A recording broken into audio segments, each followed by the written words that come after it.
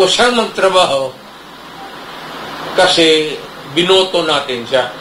Magtrabaho ka dyan at gawain mo para sa bayan.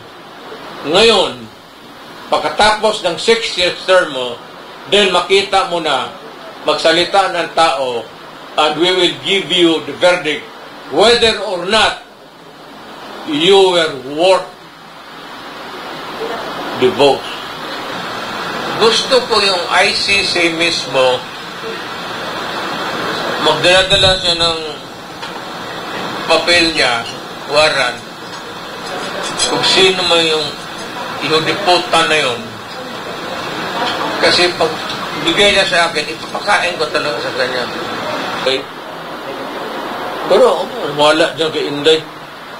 Alam mo si Inday, pag saan ka nakikita ito magsabi, tatay pa dalawang anak magtakbo ng Senado? Ano gawin namin sa Senate? But, palagay natin, tatakbo kami, manalo kami. Magharapan kami ng ama doon sa Senate. Ano gawin namin doon? O anak, buto tayo dito ha, itong ano na ito. Ikaw, ayaw ko, kontra ko dyan pa ha. Loko na. Bawal mo wala kay Inday? Huwag kayong kumagat kay Inday kasi yan si Inday, ano yan. Kagaya ko na yan, ako talaga, as a Filipino, yung contested area, although it is contested between China and tayo, if you ask me, atin talaga yan. So, as a Filipino, I would insist that that part of the West Philippine Sea is atin. Part of the economic zone.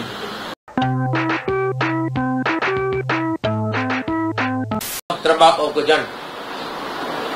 Dok-dokin mo yung mukha mo dyan sa misa. You work.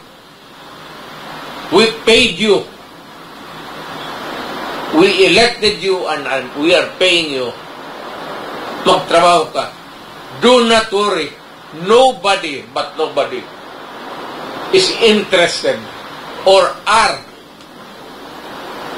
natanggalin ka. It's a waste of time. May sadya talaga ako sa doon sa Maasin. It's my birthplace. Doon ako pinanganak eh. Marami akong relatives. One of the things that we are presently discussing is yung politika doon. The dynamics. Puro pinsan ko yan sila. Halos. So, pag-usapan natin, acting as a mediator para maganda ang takbo ng Leyte, at least doon sa lugar nila. And punta na lang ako dito. Ang sadya ko rin talaga, I timed it to visit them and to visit here because of the fiesta, but more importantly rather, is yung Yolanda na pinuntahan ko nung tragedy that happened many years ago. Tinignan ko lang yung kung ano ang ang buhay nila. Kinumusta ko lang. Wala akong pumunta lang ako ng simbahan just to thank God for the journey here. Kandila ako, just like any Roman Catholic. Tapos kakain, but paalis na rin ako ngayong hapon. Sir, isa na lang. Ano ba ang nakita mong sitwasyon nila, sir? Sa? yung sitwasyon nila, sir, ng mga Yolanda survivors? Well, I'm happy that they have at least there's a regrowth of the place, and although I was not able to talk to them intimately because kulang yung panahon, but to see the smiling faces, but you know, if there is one tragic event in my life, marami yan eh. Matayan ka, ano. May isa akong event na nagkaroon ako ng trauma. Yung Yolanda. I will not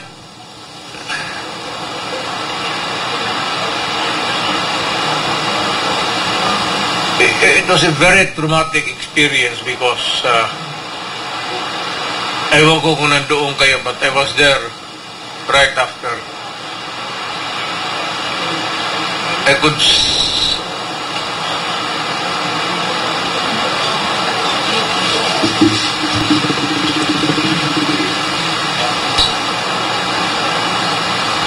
nakita ko yung mga tao na I had to navigate my way towards the regional office of the police to talk to them. I was only mayor lang ako noon. Pero sinabi ko na sa kanila na yung tulong ko, maswerte yun because at that time, the new ambulances kaka-deliver lang sa syudad. About 10 brand new. So, nung nangyari yun, we were all ears was listening to what was happening here. I said, because I was born here, yung parang umbilical cord ko konektado dito. May roots ako sa Leyte. Kaya ako, kinargahan ko lahat ng 5 trucks. Ito yung ambulansya ko. Then pag kinabukasan, nag-chopper ako. Then, it was when I landed na papunta ako doon sa regional command.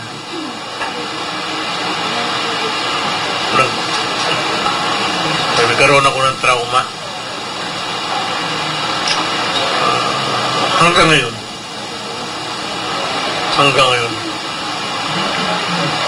One last question na lang. While ago, Congressman Peter sabi niya, bakit ka daw pumunta rin sa Dominions na hindi ko naman yung ginagawa for my 6 years in presidency. Going transfer. Sa bakit ang pupunta? Pupunta ako ng simbahan, ma. Hindi na siguro nila alam, but every Roman Catholic faithful, maybe not always, but you have to go to church. Laking ano talaga ako At nalang ako, tatong San Beda ako puro pare yan. So, I was there. Parang second nature na namin yung ganun. Ewan ko sa iba. Next network. It comes naturally.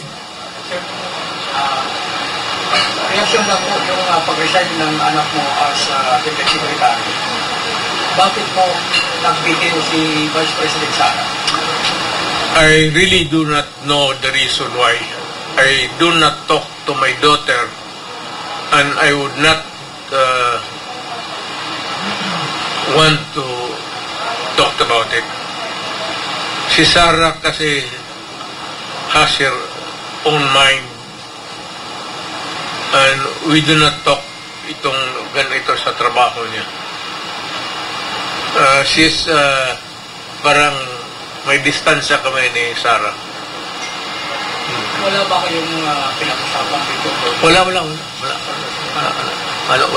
Okay, next network. Suilo. Former President. Nganong mahadlok man sila, mudagan mo? Kung sa'yo rason na naghadlokan man mo, Mudagan. kung mudagan man mo mga Duterte, ikahadlokan man mo. Nganong rason na nahadlok man sila ninyo? Kay Tagalite, manggod me. Okay. Anak. May, guys, kasi kaskin yung asa mamungutan na with the waray side, naman ko yung mga parinting ng waray, kay usa naman yung late niya to. So, pag-traverse lang na yung mga on the Visayan side, nangitag kapalaran dari sa so, hadlok sila kay mga taga-Leyte may. So, hadlok sila sa Leyte vote. May follow-up question ka? Okay, talang ko ba? Oh. Pagtalong kay tanan naman ko. Siguro kaya kung wala ikaw sa report. Kabutan sa 2020, isa may tinumundod na kontra sa administrasyon. Kana mo'y matubag na to og mo konsulta tas Ginoo layo kay na it's too distant really to give a reckoning of what will happen in between year 28 to karon. Anything goes na di tawo kanon di ana Diyos ray okay ba ana Eastern Visayas?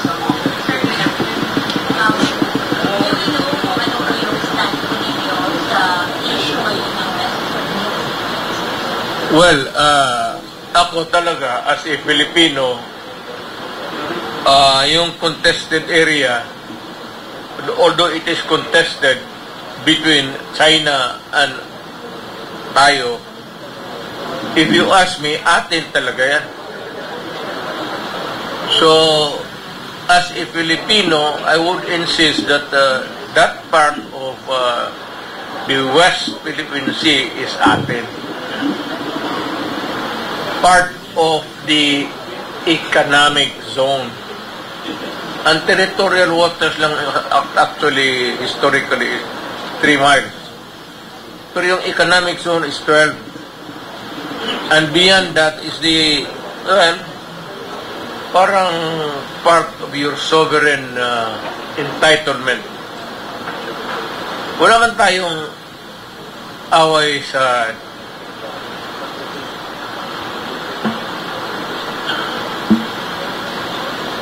relax na lang akong wala man tayong away sa China noon. We were free to fish in and out of that area. Nobody was bugging us. And there was no issue of territory. We were not molested.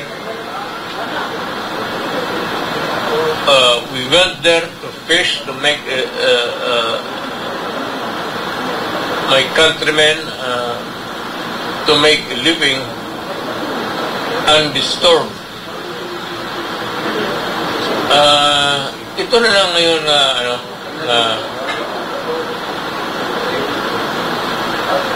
bago itong diskarte, pero alam mo hindi ko I would be storytelling kung ano talaga nangyari. But alam ninyo kung bakit yan. What started the rock was there.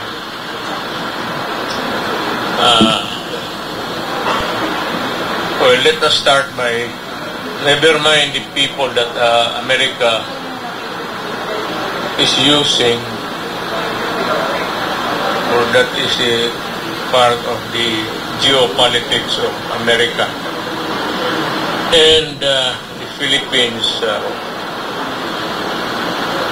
ginamit. So, nagpagamit. Kanya-kanyang depende sa kung sinong nakaupo. During my time,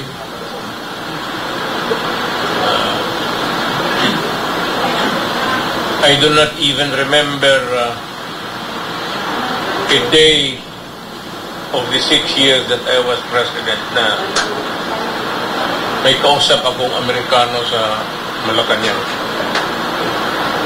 I do not even remember receiving the ambassador of America.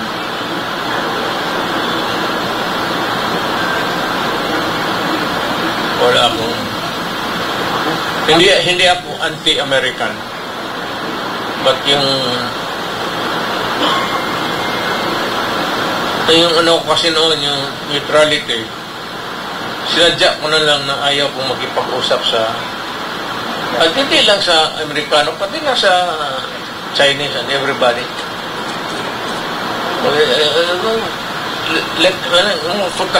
Let's not talk about this thing.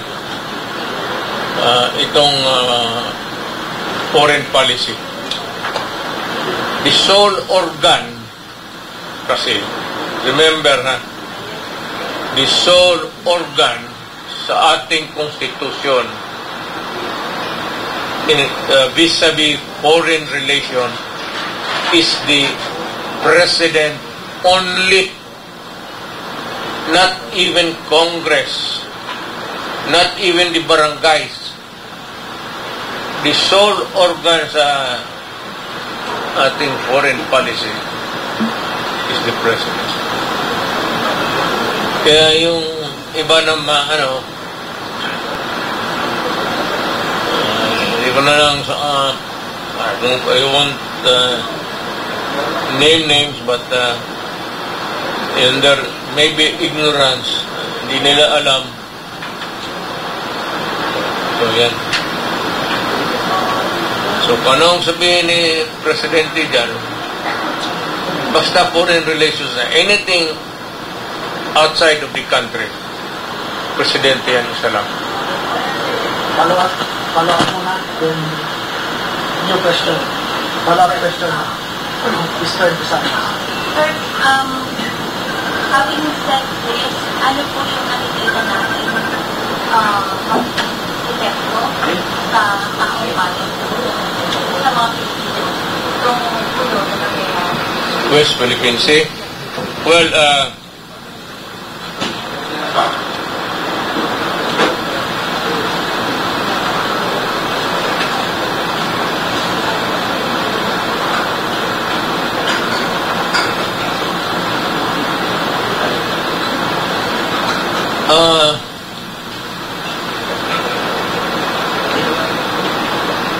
hindi naman siguro.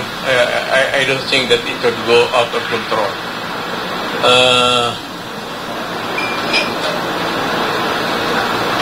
Hindi naman, we have not reached that level of animosity or severity in the hostility with China that would warrant trouble for the country and for China also. It's I might just say siguro still within the diplomatic ambit. Madala pa sa policy yan. So, SBTV, alam ko lang po sa SBTV. Mr. President, any comment regarding sa acquittal ni Former Senator Laila? Oh, well, alam mo, abogado ako. Pagka sinabi ng korte yan, yan. And we always say that it is correct. So, That is how I see it. It is a verdict rendered by the court, and we have to respect it and be happy with it. That democracy is working well in the country. Follow-up for another case. Lalong-lalo na yung President regarding na tulong sa ito. Ikaw yung sinito kayo sa NCC. You know, guys, alam mo yung ICC, matagal na yan. Mayor pa ako. No, I don't give a shit whether they come in. Para sa akin, wala silang jurisdiction. We are not part of the ICC. Umalis na tayo. They would insist that there is a case there that would warrant for my arrest. Then, hintayin ko kung magdating. And I would like to see, ayaw ko yung Pilipino na police o NBI magpunta sa harap ko. Gusto ko yung ICC mismo magdala-dala siya ng papel niya, warrant, kung sino man yung ihudiputan na yun. Kasi pag bigay niya sa akin, ipapakain ko talaga sa kanya. Ipapakain ko sa kanya, mamili ka, kainin mo, o barilin kita dito ngayon. Deliver kita sa impyerno.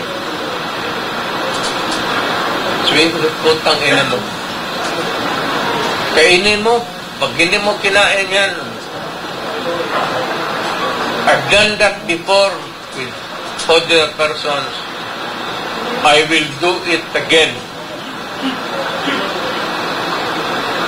Maraming beses na ako sa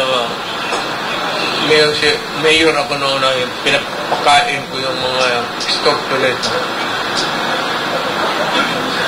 Nasubo ko talaga bunganga nila. Tapos pinapatong ko yung snub nose ko sa tainga nila. Kainin mo o pasabugin ko yung mukha mo. Mamili ka.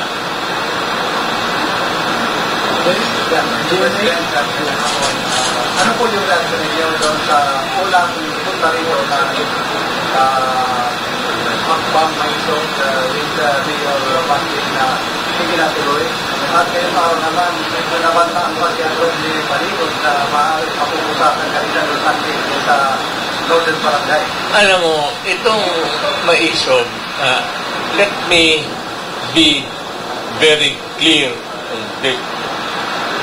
Itong hakbang maisog does not call for the ouster of the President Marcos.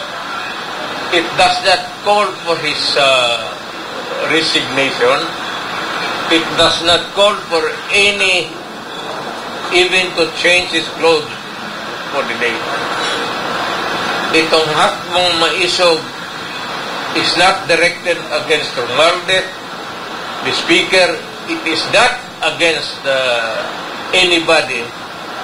Ito lang yung sentimento. Alam mo, sa totoo lang,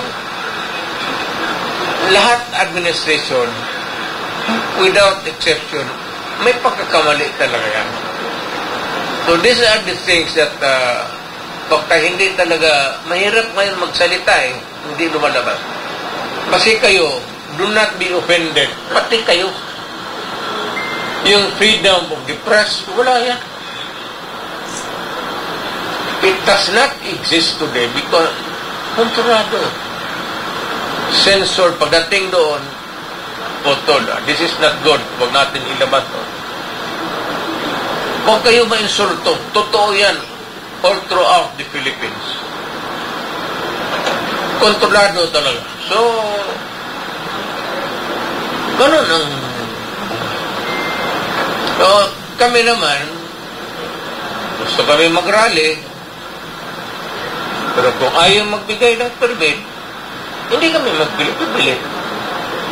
Ang amin lang kasi, sabihin lang namin sa taong bayan, yung hindi lumalabas sa media, kasi, well, I said, hindi ko masanay tightly control, pero adulterated na yung trabaho ninyo. You know what I mean? Adulterated. Or, sad to say, polluted na yung lalabas. Wala na yung kagaya ng media na freewheeling talaga. Not this time. I do not know. I cannot really give a specific reason why. So, hanggang dyan lang ako. From afar, from a distance, yan ang nakikita ko. As a former mayor and former president. And I'm sad. Kasi nung panahon ko, kayo, magka-diretsahan na lang tayo. Wala akong ginawang gano'n. Wala yung mga editorial, you know,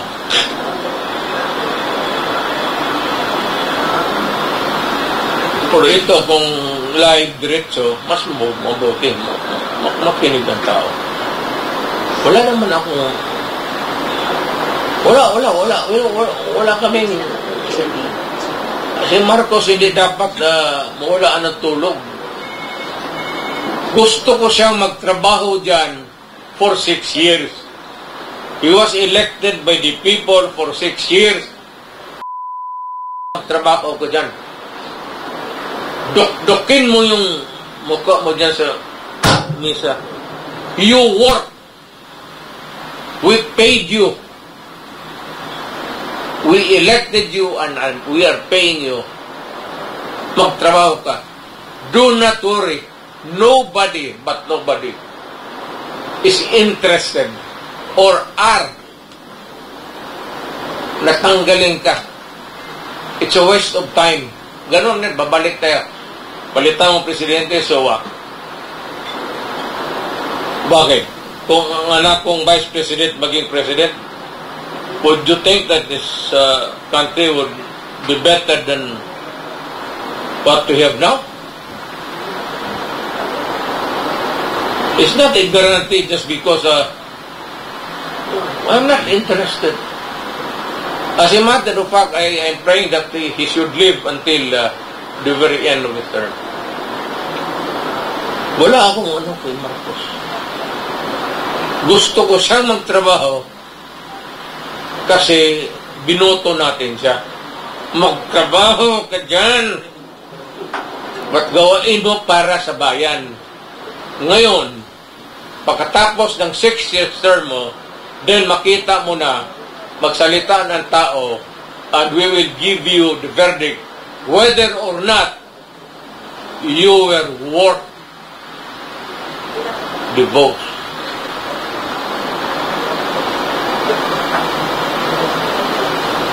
Yun lang na, hindi mo kailangan i-oust mo yan, ikudita-kudita, wala yan. Pagkatapos nila, sabihin mo na, ikaw, ang grado mo, ito. Pag maganda, 95 ka, Mr. Marco.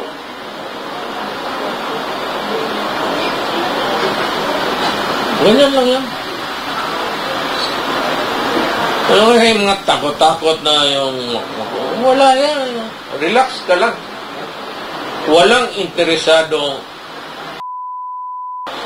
Walang,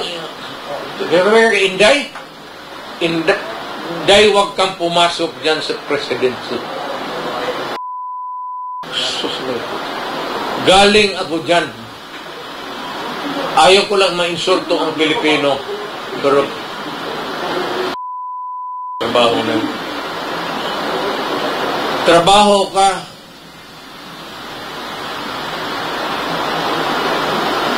Ako, magising ako alas 11. magkain ako, ligo, kain. Tapos bihis, punta ng opisina.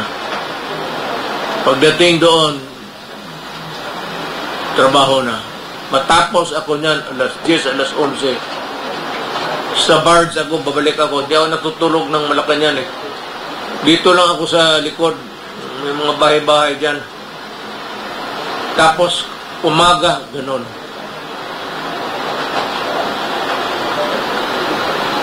Kasi ang sweldo mo, ganun lang. O ako, ito, nakikinig si Inday. Iwasan mo yung presidente.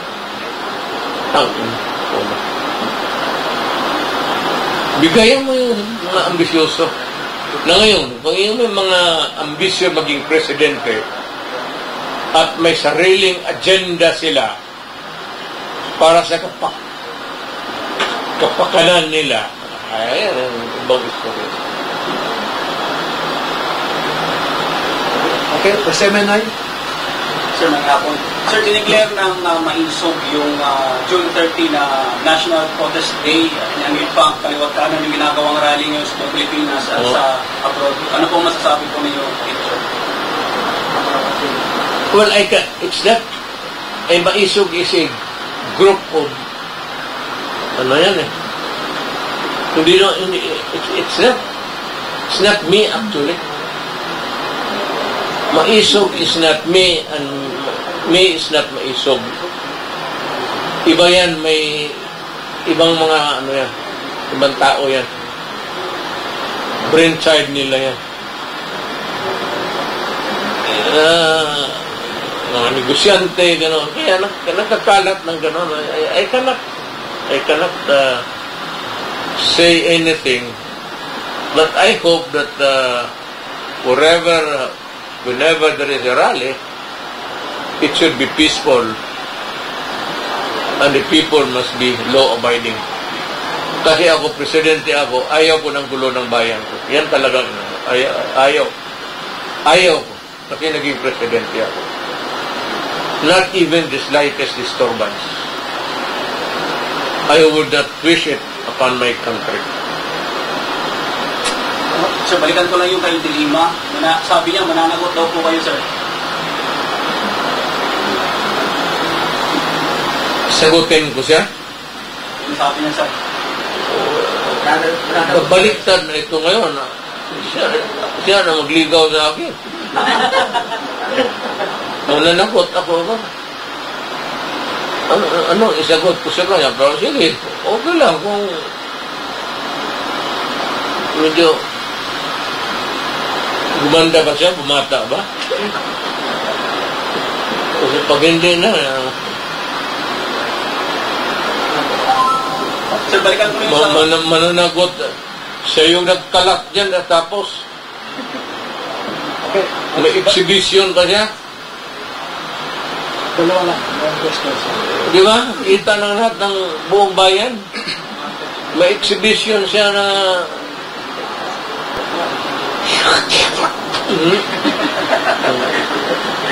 believe ako po tayo na.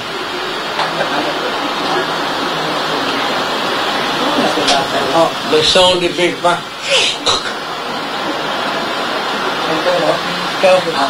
Sir, recently, Vice President Sara posted and Patay, ito si going back to Dilima. Dilima, baski anong gawin mo?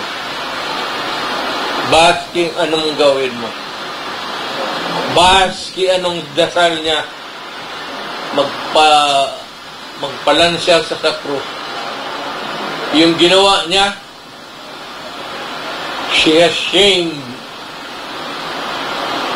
for generations to come. Yung magdadala ng pangalan niya.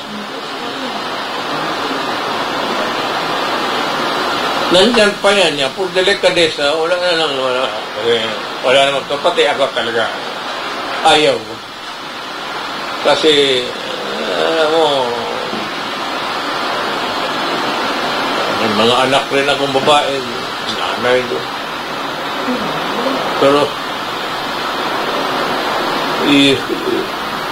Tapos ka na sa... Huwag kang sumobra kasi lumabas yun uli. Lalo ka ng babaon. Do not tempt the gods. Find your peace where you are now.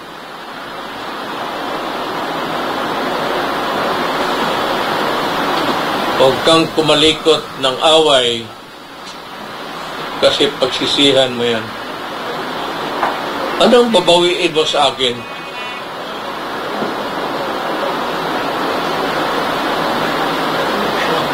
Hindi ba na ako nag-rock and roll?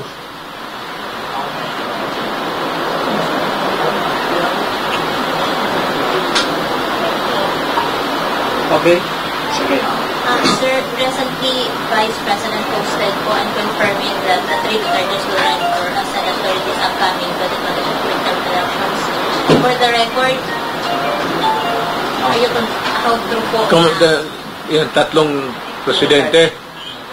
Na mabuti ito, nandito tayo sa Tacloban, dito natin malaman ang totoo. Nawala ka kay Inday?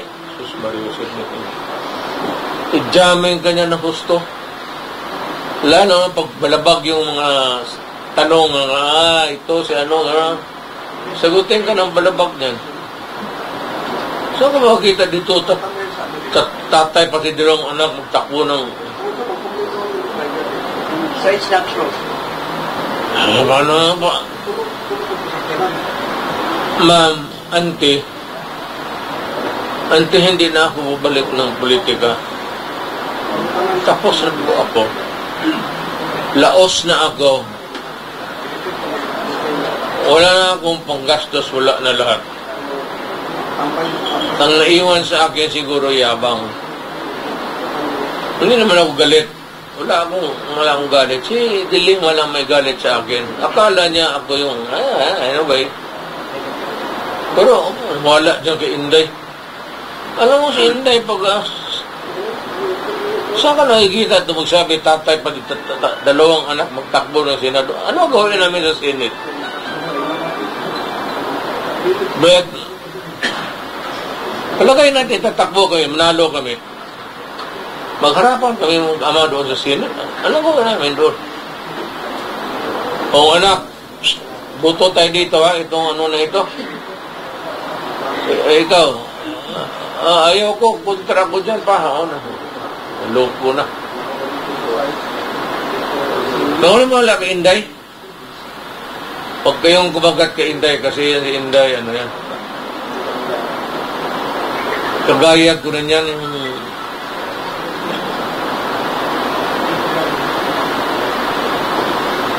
Tulo ako nag-mellow down na ako matanda na. Follow up? May follow up ka, wala pa, diba?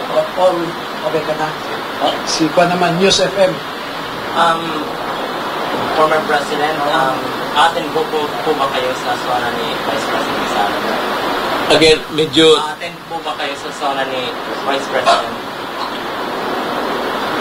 Hindi ko nga alam kung imbitado.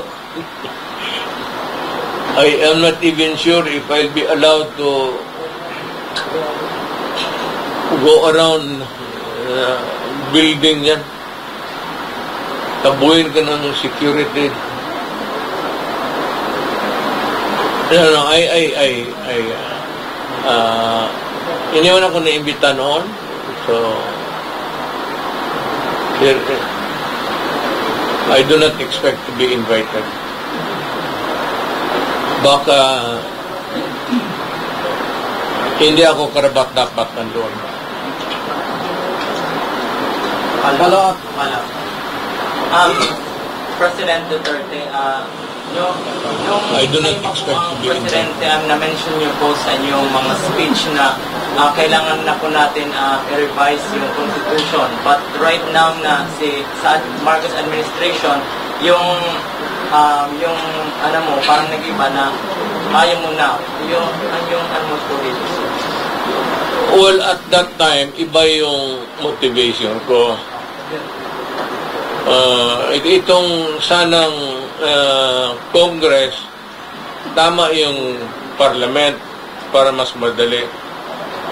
Pero kasi itong kanila, I suspect, kaya ako at this time I'm raising the red flag, itong term extension na one term only. Yan lang ang i-resign nila. Mag-charter change, wala yung charter change. Mag-charter change, pero yun lang, one sentence lang. Pagkatapos yan, tapos na yung constitutional